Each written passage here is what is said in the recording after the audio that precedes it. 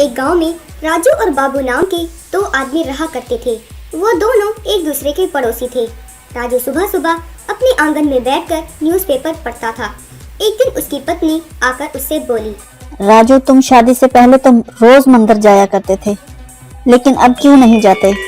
तुमसे शादी करने के बाद मेरा भगवान से भरोसा उठ गया है, इसलिए नहीं जाता। अचानक न्यूज़पेपर में से एक कैलेंडर नीचे गिरा।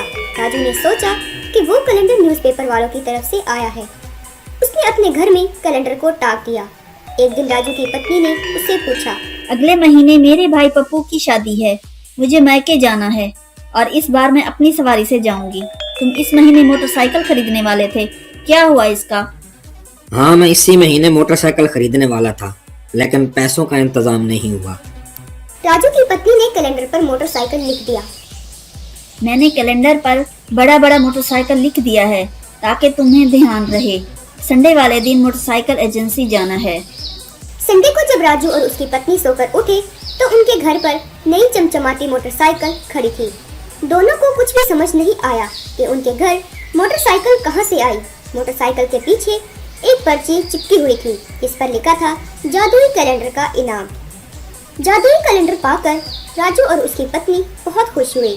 राजू फौरन मिठाई खरीद कर ले आया और पड़ोस वाले बाबू के घर गया। लेकिन बाबू के घर पहुंचते ही उसकी सारी की सारी खुशी गम में बदल गई। अरे राजू भाई साहब, अच्छा हुआ आप हमारे घर आए। मैं मिठाई लेकर आप ही के घर आ रहा था, क्योंकि हमारे घर आज सुबह पता नहीं कहां से दो नई मोटरसाइकिलें आ गई हैं। राजू उतरा हुआ चेहरा लेकर अपने घर लौटा और अपनी पत्नी से बोला, इस जादुई कैलेंडर में कोई गड़बड़ है। ये अगर हमें कोई एक चीज देगा तो इसकी दुगनी चीजें हमारे पड़ोसी को भी देगा। ये क्या बकवास कर रहे हो? ऐसा हो ही नहीं सकता। हम इस कैलेंडर की मदद से अमीर तो बन सकते हैं, लेकिन हमारा पड़ोसी बाबू जो है वो दुगना अमीर हो जाएगा। नहीं नहीं, ये मैं बिल्कुल बर्दाश्त नहीं कर सकती कि हमारे पड़ोस वाले दुगने अमीर हो जाएं। राजू की पत्नी ने अगले दिन की डेट पर लिख दिया, मुझे हार चाहिए। अगले दिन सुबह उसे हार मिल गया। राजू की पत्नी अपना हार दिखाने के लिए बाबू की पत्नी के पास आई, लेकिन बाबू की पत्नी के पास दो हार पहले से ही मौजूद थे। राजू की पत्नी समझ गई कि राजू ठीक कह रहा था। जादुई कैलेंडर जो उन्हें देता है उसका 2 गुना उनके पड़ोसी को देता है। राजू और उसकी पत्नी अब कैलेंडर से परेशान होने लगे। तुम एक काम करो, जादुई कैलेंडर बाबू के घर दे आओ। राजू जादुई कैलेंडर लेकर बाबू के घर आ पहुंचा।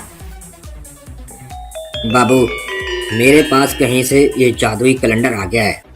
तुम इस पर जो भी लिखोगे उस तारीख को वो तुम्हारी ख्वाहिश पूरी हो जाएगी। हमने तो अपने घर में भाई काफी चीजें इकट्ठी कर ली हैं, इसलिए मैंने सोचा कि अब ये कैलेंडर मैं तुम्हें दे दूं। तुम भी इस कैलेंडर से अपनी जरूरतें पूरी कर सकते हो। आखिर तुम हमारे पड़ोसी ही हो ना, और अगर मैं तुम्हारा ख्याल नहीं रखूंगा तो कौन रखेगा? बाबू और उसकी पत्नी कैलेंडर पाकर फूले नहीं समाये। उन्होंने कैलेंडर पर लिखकर हर एक चीज अपने घर मंगवा ली। इधर राजू का घर सामान से फटा जा रहा था, क्योंकि उसके पास बाबू से दुगना सामान इकट्ठा हो चुका था।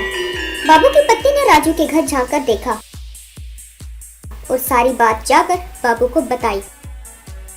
अच्छा, तो अब मैं समझा कि राजू हमें ये इतने प्यार से ये कैलेंडर क्यों देकर गया है। लेकिन वो चिंता ना करे, ऐसा सबक सिखाऊंगा उसे कि याद रखेगा। मुझे और मेरी पत्नी को एक आंख से दिखाई ना दे।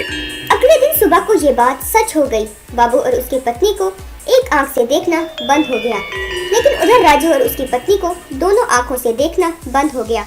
फिर बाबू ने कैलेंडर पर लिखा, मेरे घर के आंगन में एक गहरा कुआं खुद जाए। अगले दिन राजू के घर के आंगन में 2-2 कुएं खुद गए। राजू और उसकी पत्नी को आंखों से कुछ दिखाई तो नहीं दे रहा था, इसलिए दोनों कुएं में जा गिरे। उन्हें समझ आ गया कि ये सब कुछ उन्होंने किया है। सड़क पर साधु बाबा जा रहा था। साधु ने राजू और उसकी पत्नी के रोने की आवाज सुनी तो उनके आंगन में गया और इन दोनों को कुएं से बाहर निकाला। राजू ने सारी बात साधु को बताई। साधु ने बाबू और उसकी पत्नी को भी बाहर बुलाया। राजू और बाबू, तुम्हें शायद ध्यान नहीं है, तुम दोनों के पिताजी मेरे शिष्य थे। उन्होंने मेरी बहुत खिदमत की थी और इसी से खुश होकर मैंने राजू को एक जादुई कैलेंडर दिया, लेकिन तुम दोनों के लालच एक दूसरे को ले डूबी। राजू, अगर तुम्हारे अंदर लालच ना होती ना तो तुम अपना कैलेंडर बाबू को न देते।